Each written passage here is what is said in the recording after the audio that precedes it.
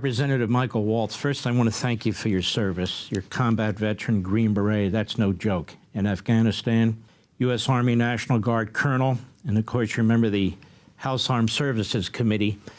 And so I want to thank you very much for your service. This must pain you to no end to watch what's going on here in Afghanistan, in Ukraine, in the Middle East, one after the other after the other. And I notice Joe Biden doesn't take responsibility for any of it.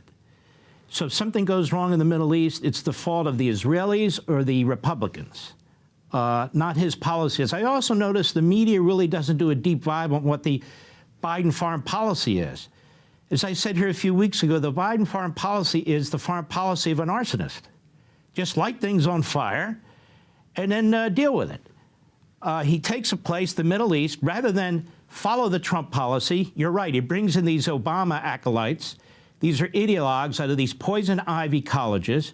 In the case of Blinken, he was eviscerated on the floor of the United States Senate when he was up for Deputy Secretary of State by McCain. McCain called it for 25 minutes. He was pounding this guy, and yet they're never held to account. So my question to you is this.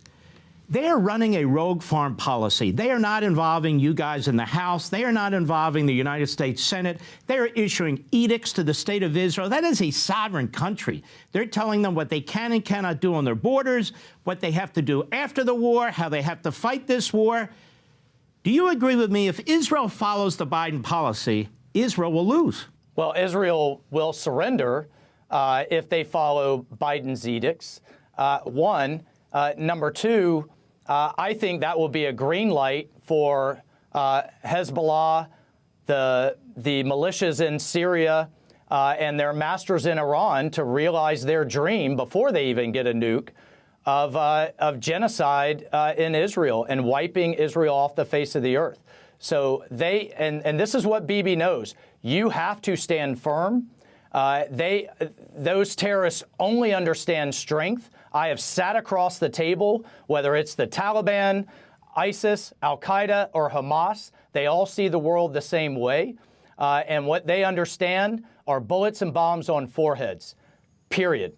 And I have served with the IDF, alongside them anyway, not inside, but I've served alongside. This is a democratically elected government with civilian oversight of their military, that abides by the laws of war, that abides by the Geneva Conventions, and there is a massive difference between deliberately targeting, massacring, raping, and burning civilians, as Hamas does, and what the IDF has to go through in terms of putting its own soldiers at risk to get around the human shields as Hamas sacrifices its own people.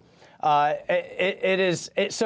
to put them even in the same universe and this kind of moral stand or this moral equivalency is insulting. And then why Blinken believes he needs to sit inside the Israeli war cabinet and lecture them. Why? I was just out at the Reagan Forum. Austin gives an entire speech lecturing the Israelis, barely mentions Hamas and doesn't say anything about Iran, is just frankly insulting to our allies.